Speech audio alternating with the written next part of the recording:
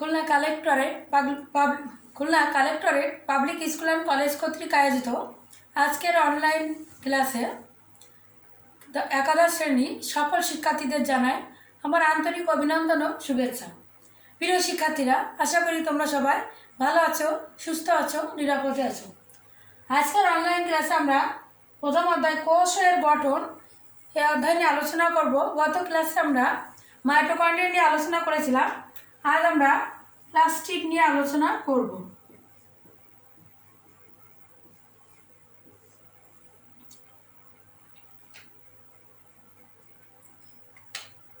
উদ্ভিদ কোষে সাইটোপ্লাজমে বিক্ষিপ্তভাবে ডিম্বাকৃতি, ফিতাকৃতি অথবা তারকাকৃতি সবুজ সজীব বর্ণধার বস্তুগুলোই হলো প্লাস্টিড।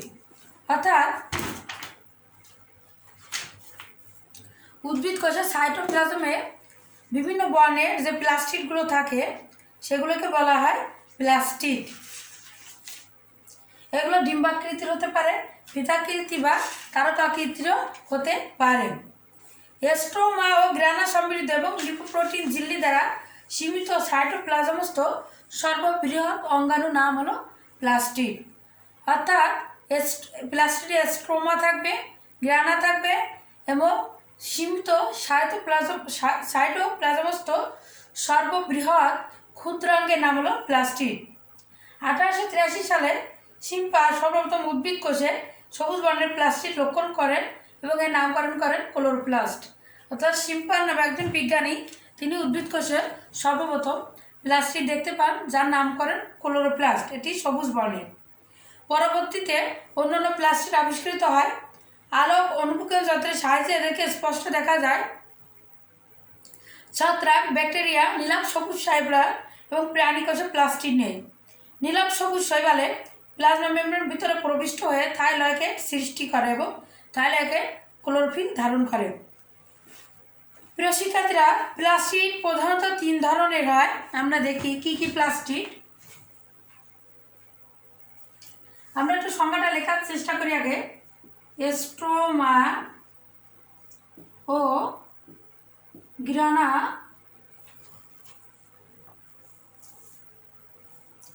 সমৃদ্ধ এবং লিপোপ্রোটিন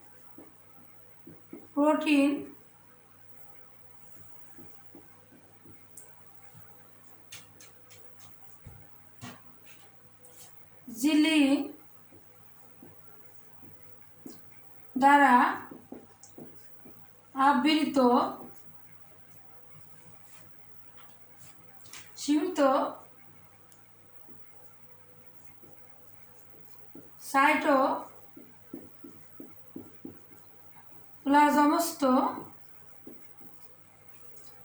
বৃহৎ অঙ্গাণুর নাম। অর্থাৎ কোষে সাইটোপ্লাজমের যে অঙ্গাণু আছে তার ভিতরে সর্ববৃহৎ অঙ্গাণু হলো প্লাস্টিড। সর্ববৃহৎ অঙ্গাণুর নাম প্লাস্টিড।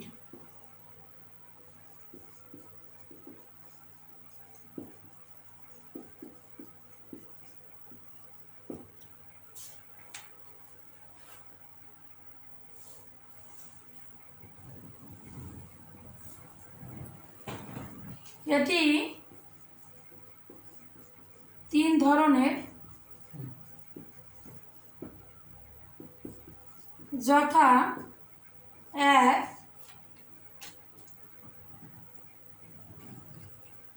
Leucoplast,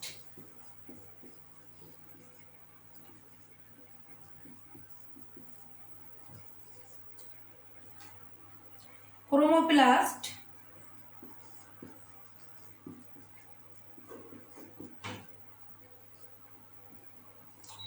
3 chloroplast.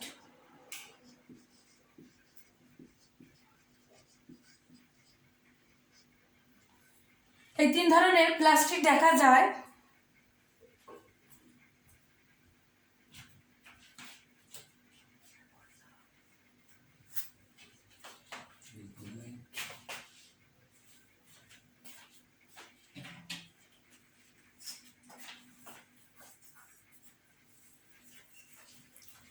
আমরা প্রথমে লিউকোপ্লাস্ট নিয়ে আগে আলোচনা করব।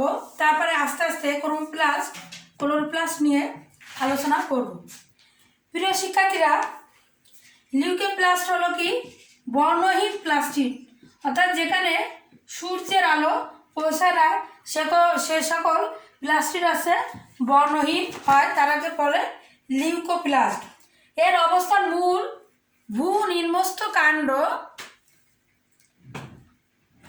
জনন কোষ প্রভৃতি যেসব অঙ্গে সূর্যের আলো পৌঁছায় না সেখানে লিউকোপ্লাস্ট থাকে। যেমন মাটির নিচে মূল থাকে, সেখানে সূর্যের আলো পৌঁছায় না। আবার দেখো, মাটির নিচে ভূনিম্নস্থ কাণ্ড বলতে গোল আলু, এরা যখন মাটির নিচে থাকে তখন কিন্তু বর্ণহীন থাকে। যখন এরা মাটির উপরে সূর্যের আলো আসে তখন কিন্তু এগুলো আবার সবুজ বর্ণে ধারণ করে। আলোর সংস্পর্শে এলে লিউকোপ্লাস্ট ক্রোমোপ্লাস্টে, বিশেষ করে ক্লোরোপ্লাস্টে রূপান্তরিত হতে পারে। অর্থাৎ আলোর সংস্পর্শে এলে লিউকোপ্লাস্ট, ক্রোমোপ্লাস্ট, বিশেষ করে ক্লোরোপ্লাস্টও পরিণত হয়। একটু আগে বললাম যে গোলালু যদি মাটির নিচে থাকে তাহলে লিউকোপ্লাস্ট থাকে, আর যখন সূর্যের আলোর সংস্পর্শে আসে তখন কিন্তু ক্লোরোপ্লাস্টে পরিণত হয়। আকার আকৃতি এগুলো অর্ধবৃত্তাকৃতি, মূলাকৃতি বা নলাকৃতির হতে পারে। তোমাদের এখানে তিনটা প্রকার ভিতরে মূলত কিন্তু ইম্পর্ট্যান্ট হচ্ছে তোমার ক্লোরোপ্লাস্ট। এগুলো এমনি রিডিং পড়বা এমসিকিউর জন্য। একটু অর্ধবৃত্তাকৃতির হয়, মূলাকৃতির বা নলাকৃতির হতে পারে। প্রকারভেদ, সঞ্চিত খাদ্যের প্রকৃতির উপর ভিত্তি করে লিউকোপ্লাস্ট আবার তিন ধরনের হয়। একটা আছে অ্যামাইলোপ্লাস্ট,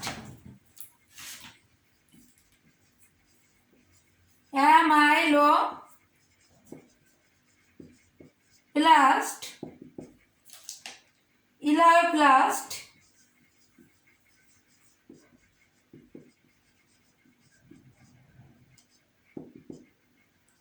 আর আছে অ্যালিউরোপ্লাস্ট।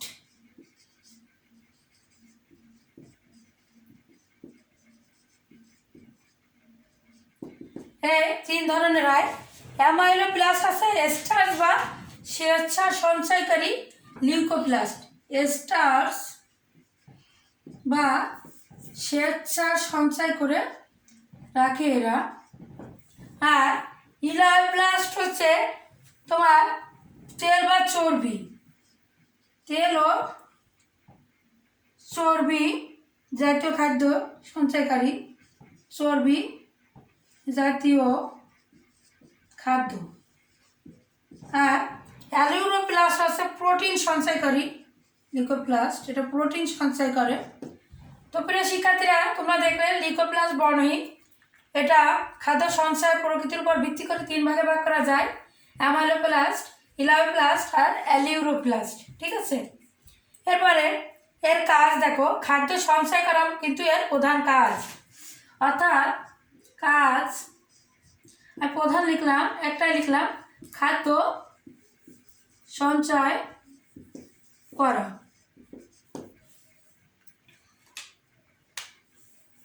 অর্থাৎ এরা শর্করা থেকে স্বেচ্ছা জাতীয় খাদ্য তৈরি করে থাকে। এটা গেল আমাদের লিউকোপ্লাস্ট। প্রিয় শিক্ষার্থীরা, আমরা এখন যাব ক্রোমোপ্লাস্টে। এখন আমাদের আলোচনার বিষয় হবে ক্রোমোপ্লাস্ট।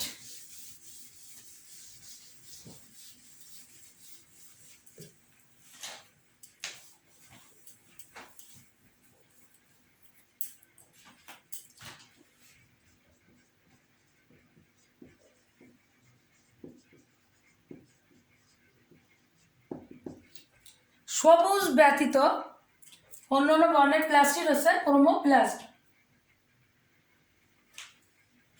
অর্থাৎ রঙিন প্লাস্টিডকে সবুজ ব্যতীত রঙিন প্লাস্টিডকে ক্রোমোপ্লাস্ট বলে।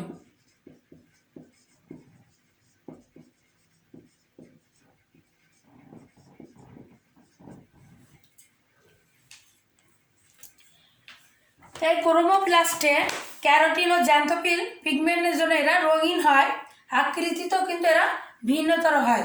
উদ্ভিদের যেসব অঙ্গে বর্ণময় সেসব অঙ্গে ক্রোমোপ্লাস্ট থাকে। অর্থাৎ দেখা যায় উদ্ভিদের যেসব অঙ্গ বিভিন্ন সবুজ ব্যতীত বিভিন্ন রঙিন বর্ণের হয়ে থাকে সেখানে কিন্তু এই ক্রোমোপ্লাস্ট থাকে।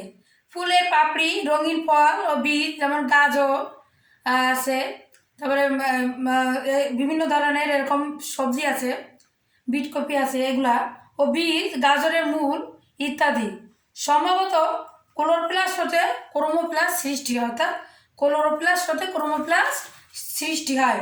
কাজ: ক্লোরোপ্লাস্টের উপস্থিতির জন্য পুষ্প ও পাতা রঙিন ও সুন্দর হয়ে কীট পতঙ্গকে আকৃষ্ট করে পরাগায়নে সাহায্য করে। অর্থাৎ পরাগায়নে কীট পতঙ্গ, আমি লিখলাম সংক্ষেপে লিখলাম, পরাগায়নে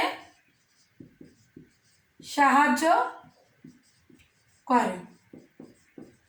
অর্থাৎ ফুল ও বিভিন্ন পাতা যে বিভিন্ন রঙিন বর্ণের হয় এগুলোকে কী করে, কীট পতঙ্গ এই ফুলগুলো দেখে আকৃষ্ট হয়ে তখন পরাগায়ন সম্পন্ন করে। রঙের কারণে ফল এবং বীজের বিস্তারেও এদের ভূমিকা থাকে। এদের পৃথক খাদ্য মূল্য আছে, অর্থাৎ এদের পৃথক খাদ্য মূল্য আছে, অর্থাৎ বিভিন্ন বর্ণে হওয়ার কারণে বিভিন্ন পাখি দ্বারাও কিন্তু এদের ফল ও বীজ বিস্তারণেও ভূমিকা রাখে এই ক্রোমোপ্লাস্টের জন্য। ফুলের পাপড়ি বৈশিষ্ট্যপূর্ণ রং অ্যান্থোসায়ানিন, বিটাসায়ানিন জাতীয় রঞ্জকের উপর নির্ভরশীল। অ্যান্থোসায়ানিন কতগুলো জটিল যৌগের সমষ্টিগত নাম। এটি গ্লাইকোসাইড হিসেবে কোষরাশে মিশে থাকে। কোষরাশের হাইড্রোজেন আয়নের গাঢ়তা অর্থাৎ পিএইচে তারতম্য ঘটলে তার রং তারতম্য ঘটে। যেমন কোষরাশের পিএইচ ক্ষারীয় প্রকৃতির হলে ফুলের রং নীল হয়, অ্যাসিড প্রকৃতির হলে লাল হয়। যখন কোষরাশের পিএইচ নিউট্রাল হয় তখন বেগুনি রং বা কালচে নীল বর্ণ ধারণ করে। তোমাদের এখান থেকে ক্রোমোপ্লাস্টের সংজ্ঞা মুখস্থ করবা আর এর কাজটা মুখস্থ করবা, আর ওইদিকে লিউকোপ্লাস্টের সংজ্ঞা, কাজ। তোমাদের মূল যে আলোচনার বিষয় যে অঙ্গাণুটা ওই প্লাস্টিক সেটা হলো ক্লোরোপ্লাস্ট। অর্থাৎ আমরা এখন ক্লোরোপ্লাস্ট নিয়ে আলোচনা করব। এটা পুরোটা আমি মুছে দিচ্ছি।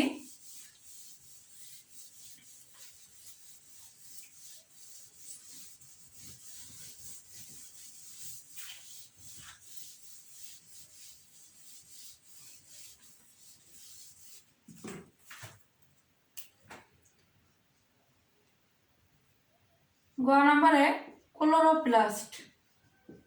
এখন আমরা এটা নিয়ে আলোচনা করব।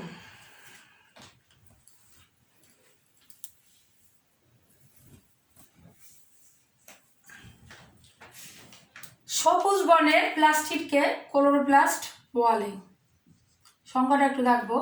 সবুজ বর্ণের প্লাস্টিককে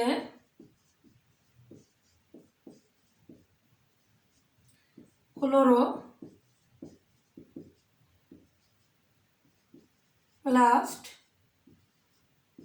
বলে।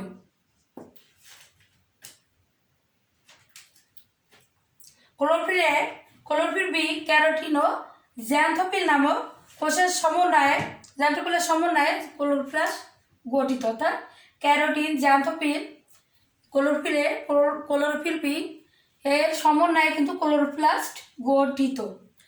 ক্লোরোফিল নামক সবুজ বর্ণের কণিকার অধিক মাত্রায় থাকে বলে এরা সবুজ বর্ণের হয়। অর্থাৎ ক্লোরোফিল নামক সবুজ বর্ণকণিকা এতে অধিক মাত্রায় থাকে, তার এর বর্ণ সবুজ হয়। এতে অন্যান্য বর্ণকণিকা কিছু কিছু পরিমাণে বিদ্যমান থাকে। উদ্ভিদের জন্য ক্লোরোপ্লাস্ট কিন্তু অতীব গুরুত্বপূর্ণ, যার জন্য কিন্তু প্রাণীর সাথে উচ্চ শ্রেণীর উদ্ভিদের একটা পার্থক্য সবুজ উদ্ভিদে। সবুজ উদ্ভিদ নিজের খাদ্য নিজে তৈরি করতে পারে, কিন্তু প্রাণীরা পারে না। শুধু কিন্তু এই পার্থক্য তৈরি হয়েছে উদ্ভিদ কোষে ক্লোরোপ্লাস্ট থাকে, কিন্তু প্রাণী কোষে ক্লোরোপ্লাস্ট থাকে না। 1883 সালে বিজ্ঞানী শিম্পার সর্বপ্রথম উদ্ভিদ কোষে এই বর্ণের প্লাস্টিক লক্ষ্য করেন, সবুজ বর্ণের, আর তিনি এর নাম দেন ক্লোরোপ্লাস্ট। ক্লোরোপ্লাস্ট খাদ্যে সংশ্লেষণ করে, অর্থাৎ কোষের রান্নাঘর বা শর্করা জাতীয় খাদ্যের কারখানা বলা হয়। অর্থাৎ ক্লোরোপ্লাস্ট শর্করা জাতীয় খাদ্য তৈরি করে, তাই একে বলা হয় কোষের রান্নাঘর বা শর্করা জাতীয় খাদ্যের কারখানা। এটি শক্তি রূপান্তরেরও অঙ্গাণু অর্থাৎ সৌরশক্তিকে স্থিতিশক্তিতে পরিণত করে। সংখ্যা এতে সাধারণত কোষে একসাথে একাধিক থাকে। উচ্চ শ্রেণীর উদ্ভিদ কোষে 10-40টা ক্লোরোপ্লাস্ট থাকে, কিন্তু নিম্ন শ্রেণীর উদ্ভিদে কিন্তু একটু কম থাকে। আকৃতি, এটা আকৃতি মূলত উচ্চ শ্রেণীর উদ্ভিদে লেন্স আকৃতি হয়। নিম্ন শ্রেণীর উদ্ভিদ কোষের আকৃতি বিভিন্ন রকম হয়, এগুলো আমাদের দরকার নাই। আকার, লেন্স আকৃতি ক্লোরোপ্লাস্টের ব্যাস সাধারণত 3 থেকে 5 মাইক্রন। ঠিক আছে, এগুলো আমাদের বেশি লাগবে না। উৎপত্তি, নিম্ন শ্রেণীর উদ্ভিদের পুরাতন ক্লোরোপ্লাস্টের বিভাজনের মাধ্যমে নতুন ক্লোরোপ্লাস্ট উৎপত্তি হয়। আর উচ্চ শ্রেণীর উদ্ভিদের আদি প্লাস্টিক থেকে কিন্তু এদের উৎপত্তি হয়। আমরা এখন ক্লোরোপ্লাস্টের গঠনে চলে যাব, ভৌত গঠন ও রাসায়নিক গঠনে চলে যাব। মূলত এর ভৌত গঠন ও কাজ খুবই গুরুত্বপূর্ণ, পরীক্ষায় আসলে আমি আগেও বলছি। মাইটোকন্ড্রিয়া, ক্লোরোপ্লাস্ট, নিউক্লিয়াস, এগুলো খুবই গুরুত্বপূর্ণ। আমি আগে একটা চিত্র অঙ্কন করে নেব। ঠিক আছে, ক্লোরোপ্লাস্টের একটা চিত্র অঙ্কন করব।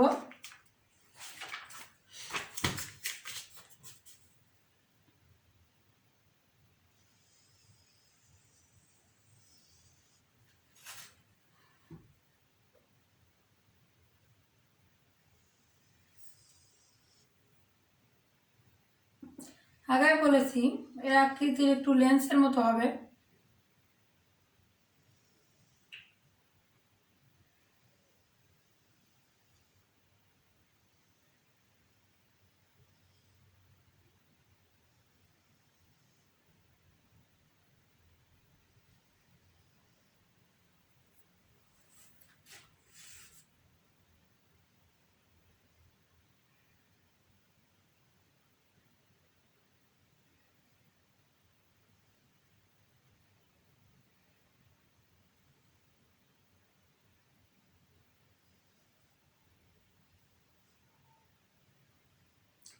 তোমাদের চিত্র অঙ্কনটা একটু খেয়াল করতে হবে।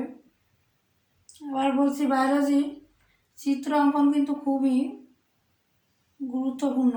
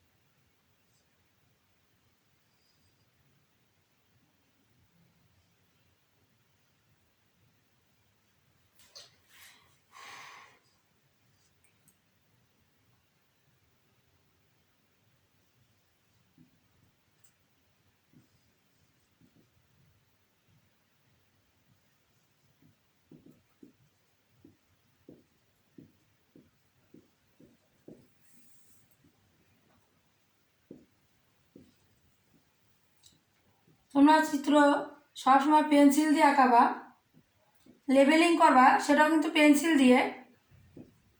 কলম যদি চিত্রে টাচ করো, অনেকে কলম দিয়ে লেবেলিং করো বা চিত্র আঁকো, এটা একদম জিরো হয়ে যাবে, কিন্তু এটা মাথায় রাখবে। এটা হচ্ছে বহিঃস্তর। আমরা জানি প্লাস্টিক 2 স্তর বিশিষ্ট, অন্তঃস্তর।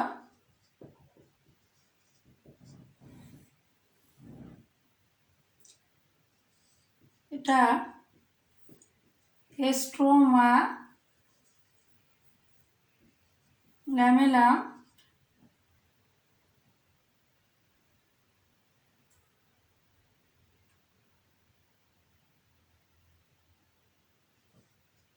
গ্রানাম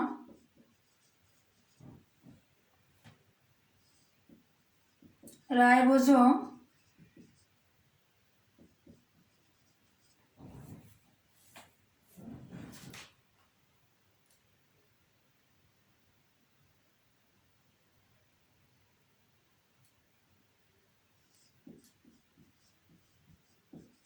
স্ট্রোমা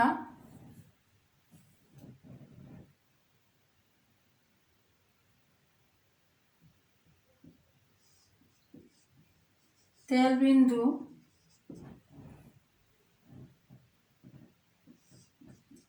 স্বেচ্ছাদানা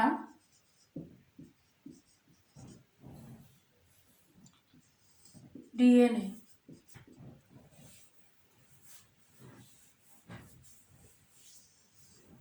থাইলাকেট বা গ্রানার চক্র বলেকে চিত্র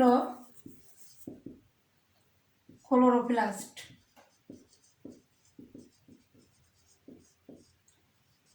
প্রিয় শিক্ষার্থীরা, এ হলো একটা ক্লোরোপ্লাস্ট। এর বিভিন্ন অংশ আমি লেবেলিং করেছি। এখন আমরা বর্ণনা আকারে এর বিভিন্ন অংশগুলো দেখব। প্রিয় শিক্ষার্থীরা, প্রথমে আছে আবরণী ঝিল্লি।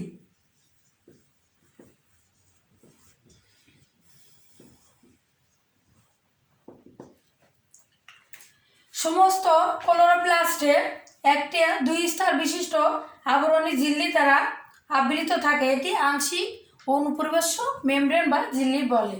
অর্থাৎ ক্লোরোপ্লাস্ট একটি 2 স্তর বিশিষ্ট আংশিক অনুপ্রবেশ্য মেমব্রেন বা ঝিল্লি দ্বারা আবৃত থাকে।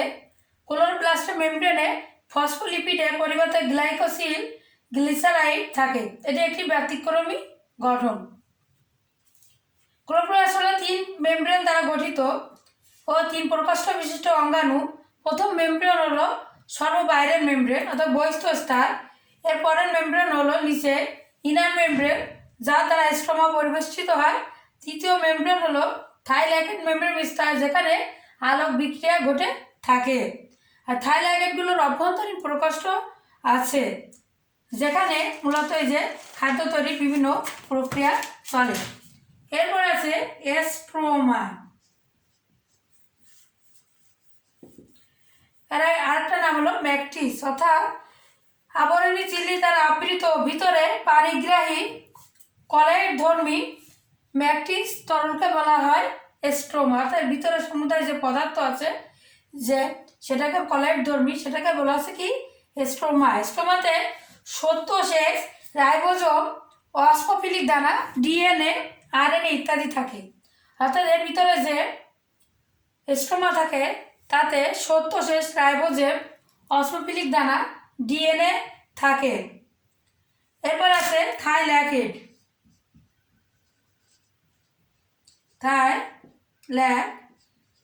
একে গ্রানাম চক্র বলে। স্ট্রোমাতে অসংখ্য থলে আকৃতির 100 থেকে 300 অ্যাংস্ট্রম প্রস্থ বিশিষ্ট ত্রিমাত্রিক আকৃতির গঠন বিদ্যমান। এদের থাইল্যাকেট বলে। অর্থাৎ স্ট্রোমাতে এই যে আমি দেখাচ্ছি যে এই যে একটার পর একটা সাজানো আছে, ইটের মতন আর কি সাজানো, একটার পর একটা। এর এক একটাকে বলা থাইল্যাকেট বা গ্রানাম চক্র। আর টোটাল একটা চক্র বা ধরে পুরো এটাকে বলা আছে কি গ্রানাম। প্রত্যেকটি থাইল্যাকেটের ভিতরে একটি প্রকোষ্ঠ থাকে। এই প্রকোষ্ঠে ক্লোরোফিল বি, ক্যালোরিন, জ্যান্থোপ্রিন, লিপিড ও এনজাইম থাকে। এসব বস্তুকে একত্রে স্ফটিকাকার দানার মতন দেখায়। একসময় এগুলোকে পয়েন্টাজমও বলা হতো।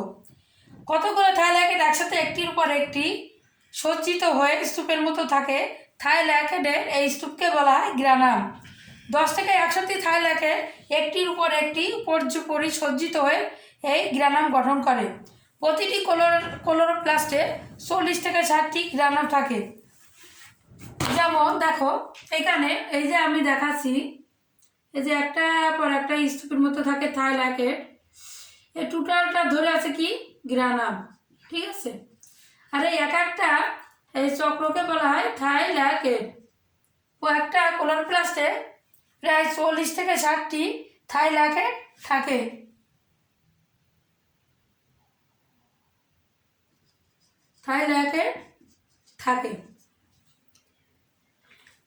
এরপর আছে এস্ট্রোমা ল্যামেলি।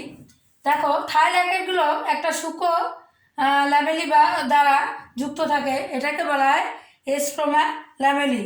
অর্থাৎ দুটি পাশাপাশি গ্রানা মাঝে যে সূক্ষ্ম একটা নালিকা থাকে, এই যে নালিকা, এই যে একটা এই নালিকা চলে গেছে, এই নালিকা, এটাকে বলা হয় এস্ট্রোমা ল্যামেলাম।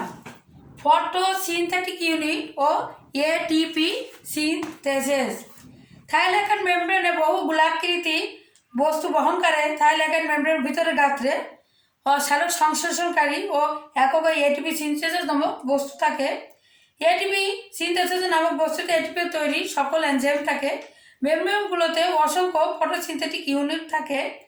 প্রতি ইউনিটে ক্লোরোফিল বি, ক্যারোটিন, জ্যান্থোফিল প্রায় 300 থেকে 400টি অণু থাকে। এছাড়া বিভিন্ন ধরনের এনজাইম, মেটাল আয়ন, ফসফোলিপিড, কুইনোনস, সালফোলিপিড থাকে। তোমাদের যখন কলেজ শুরু হবে তখন আমার কাছে এগুলোর ভিডিও আছে, এগুলো সব ছবি আছে। তো আমি প্রজেক্টের সাহায্যে তোমাদের এই ছবিগুলো সব দেখানোর চেষ্টা করব। ডিএনএ ও রাইবোজোম। প্রতিটি ক্লোরোপ্লাস্টের মধ্যে সমকৃতি প্রায় 200টি ডিএনএ অণু থাকে। ক্লোরোপ্লাস্টে তার নিজস্ব বৃত্তাকার ডিএনএ ও রাইবোজোম থাকে। এদের সাহায্যে ক্লোরোপ্লাস্ট নিজের অনুরূপ সৃষ্টি ও কিছু প্রয়োজনীয় প্রোটিনও তৈরি করে বা সংশ্লেষণ করতে পারে। নিজস্ব এই ডিএনএ না থাকলে ক্লোরোপ্লাস্টের পক্ষে ফটোসিনথেসিস প্রক্রিয়া সম্পন্ন করা সম্ভব হতো না। রাসায়নিক গঠন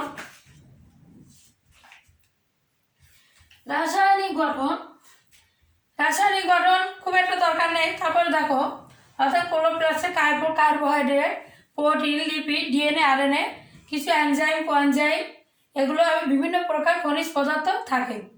এছাড়া এতে থাকে ক্লোরোফিল, শুষ্ক ওজন 10 থেকে 20%, লিপিড 35 থেকে 55%, প্রোটিন, আর প্রোটিনের মধ্যে 80% আছে অদ্রবণীয়, যা লিপিডের সাথে একত্রে ঝিল্লি নির্মাণ করে। তো তোমাদের রাসায়নিক গঠন খুব বেশি দরকার নাই। আমরা এখন ক্লোরোপ্লাস্টের কাজটা দেখব। অর্থাৎ আমরা জানি ক্লোরোপ্লাস্টের কাজ আছে কি, সালোক সংশ্লেষণ প্রক্রিয়ায় খাদ্য তৈরি করা।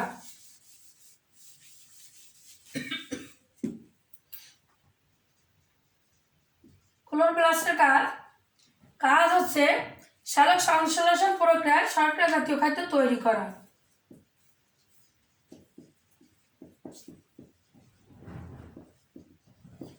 প্রক্রিয়ায়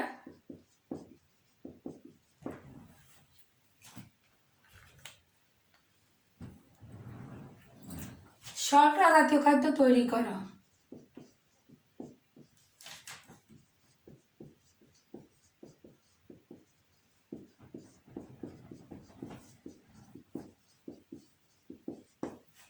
আমি এখন চিত্রটা মুছে দিচ্ছি, এটা এখন আমাদের লাগবে না।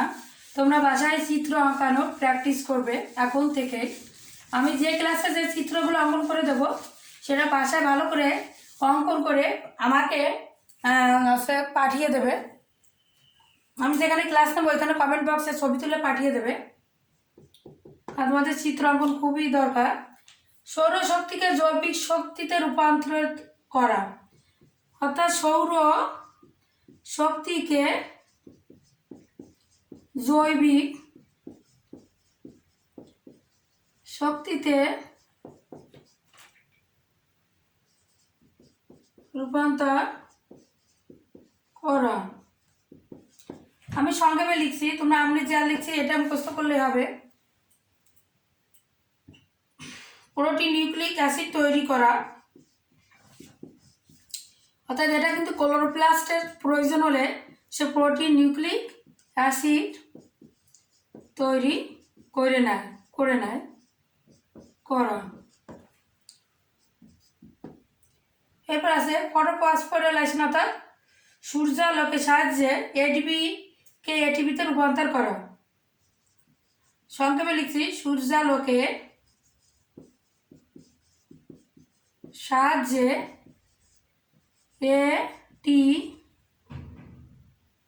ADP-কে ATP-তে রূপান্তর করা। শালক শ্বসন ঘটাতে সাহায্য করে। শালক শ্বসন ঘটাতে সাহায্য করে। এখানে আরও আছে, আমি আর লিখবো না। যেমন সাইটোপ্লাজমিক ইনহেরিটেন্সে সাহায্য করে, সাইটোপ্লাজমিক ইনহেরিটেন্সে সাহায্য করে, বংশনক্রমে নিজের স্বকীয়তা ধারণ করে রাখে। অর্থাৎ বংশনক্রমে ক্লোরোপ্লাস্টটা নিজের স্বকীয়তা রক্ষা করে। তো প্রিয় শিক্ষার্থীরা, আজকে আমাদের এই পর্যন্তই থাকবে। প্লাস্টিকটা থাকবে, খুব সুন্দর করে এটা মুখস্থ করবা, কারণ এটা কিন্তু চিত্রসহ, ক্লোরোপ্লাস্টের চিত্রসহ, কারণ এটা কিন্তু পরীক্ষায় আসে, খুবই গুরুত্বপূর্ণ। তো প্রিয় শিক্ষার্থীরা, আজকে এই পর্যন্তই তোমাদের ক্লাস থাকবে। তোমাদের আজকে HW থাকবে প্লাস্টিক মুখস্থ, সবই মুখস্থ। ক্লোরোপ্লাস্টের চিত্র অঙ্কন, ক্লোরোপ্লাস্টের চিত্র অঙ্কন, এই হচ্ছে তোমাদের বাড়ির কাজ। খুব সুন্দর করে এটা মুখস্থ করবা, ক্লোরোপ্লাস্টের চিত্র অঙ্কন করে ছবি তুলে আমাকে পোস্ট করবা। তো প্রিয় শিক্ষার্থীরা, আজকে পর্যন্তই থাকবে। নেক্সট ক্লাসে তোমাদের সাথে আমার দেখা হবে। সে পর্যন্ত সবাই ভালো থাকো, সুস্থ থাকো, নিরাপদে থাকো। বাই।